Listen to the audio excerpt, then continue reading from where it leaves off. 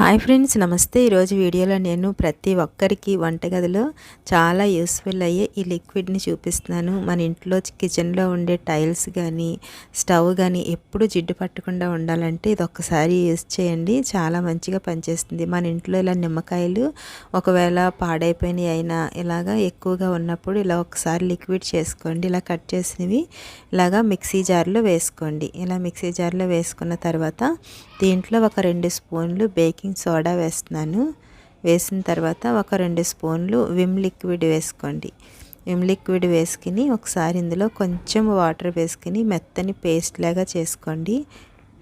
దీన్ని పెద్ద జార్లో వేసుకుని మిక్సీ చేసుకోండి. నేను ఫస్ట్ చిన్న జార్లో వేసాను ఫ్రెండ్స్. ఇలా వేసుకుని ఇలా మిక్సీ చేసుకున్న తర్వాత దీంట్లో ఒక పెద్ద గ్లాస్తో ఒక పెద్ద గ్లాస్ వేసుకోండి వాటర్. వేసుకున్న తర్వాత దీన్ని ఇలాగా స్ట్రెయిన్ చేసుకోండి. ఇలా స్ట్రెయిన్ చేసుకున్న తర్వాత మీరు ఇలా చేసుకున్న దాన్ని ఫ్రిడ్జ్లో పెట్టుకుని అయినా స్టోర్ చేసుకోవచ్చు. మనం వంట చేసుకునే ముందు టైల్స్కి ఒకసారి దీన్ని స్ప్రే చేసుకుని తర్వాత మనం వంట అయిన తర్వాత తుడిచేసుకున్నట్టయితే అసలు మనకి చాలా మంచిగా ఉపయోగపడుతుంది. చూడండి, ఇలాగ ఎక్కువ చేసుకున్నప్పుడు ఫ్రిడ్జ్లో పెట్టుకోండి ఫ్రెండ్స్. అలాగే మనకి ఎప్పుడు కావాలంటే అప్పుడు దీన్ని మనం స్టవ్ అయినా ఏదైనా క్లీన్ చేసుకోవడానికి చాలా ఉపయోగపడుతుంది. ఇక్కడ స్టవ్ చూడండి చాలా జిడ్డు పట్టేసింది కదా. దీన్ని ఒకసారి నేను సోప్ యూస్ చేయకుండా ఈ వాటర్తోనే ఇలాగా క్లీన్ చేసి చూపిస్తున్నాను. చూడండి, ఈ వాటర్ని ఇలాగా స్ప్రే చేసుకోండి. లిక్విడ్ అంతా ఇలా స్ప్రే చేసుకున్న తర్వాత మనం దేంతో అయినా సరే తుడుచుకున్నట్లయితే ఒక కాటన్ క్లాత్తో అయినా ఇలాగా స్పాంజ్ వైప్తో అయినా ఒకసారి ఇలాగా తుడిచేసుకోండి. చూడండి ఎంత నీట్గా వదిలిపోతుందో. ఒకసారి ఇది ఇలా తుడిచిన తర్వాత వాటర్లో ఒకసారి దీన్నిలాగా ఒకసారి తడిపి దాన్ని ఇలాగ తర్వాత 2 సార్లు ఇలాగ క్లీన్ చేసుకోండి. చూడండి, వెనకాల ఉన్న టైల్స్ కూడా ఈ వాటర్ని ఇలా స్ప్రే చేసుకుని ఇలా తుడిచేసుకున్నట్లయితే అసలు ఎప్పటికీ జిడ్డు అనేది ఉండదు.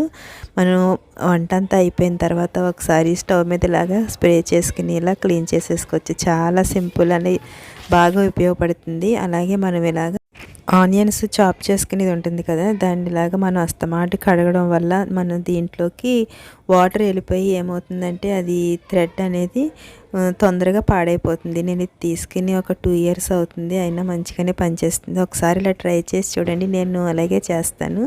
మీకు కూడా నచ్చితే కనుక దీన్ని ఉపయోగించుకోండి. ఇలాగా సిల్వర్ కాయిల్ పేపర్ అయినా ఇలాగా అలాగే బటర్ పేపర్ అయినా దీన్ని సైజ్ ఇలా కట్ చేసుకుని దీనికి ఇలాగా పెట్టుకుని ఒకసారి ఇలాగా చేసినట్టయితే మనకి అది కడిగే పని ఉండదు. ఒకసారి టిష్యూ పేపర్తో దాన్ని క్లీన్ చేసేసుకుంటే సరిపోతుంది. ఫ్రెండ్స్, ఫస్ట్ టైం నా వీడియో చూస్తున్నట్లయితే ప్లీజ్ సబ్స్క్రైబ్ చేసుకోండి. అలాగే పక్కనే ఉన్న బెల్ ఐకాన్ క్లిక్ చేసినట్లయితే అలానే బటన్ వస్తుంది. దాన్ని ప్రెస్ చేస్తే నేను ఏ వీడియో పెట్టినా మీకు నోటిఫికేషన్ వస్తుంది. చూసారు కదా, ఇలాగా దీనికి సిల్వర్ కాయిల్ పేపర్ అయితే చాలా బాగా పనిచేస్తుంది ఫ్రెండ్స్. ఒకసారి ఇలా ట్రై చేసి చూడండి. ఇలాగా మనం ఎండలో పెట్టినట్టయితే వాసన అనేది ఉండదు. నా టిప్స్ మీకు నచ్చినాయి అని అనుకుంటున్నాను. ప్లీజ్ లైక్ చేయండి, షేర్ చేయండి. Thanks for watching.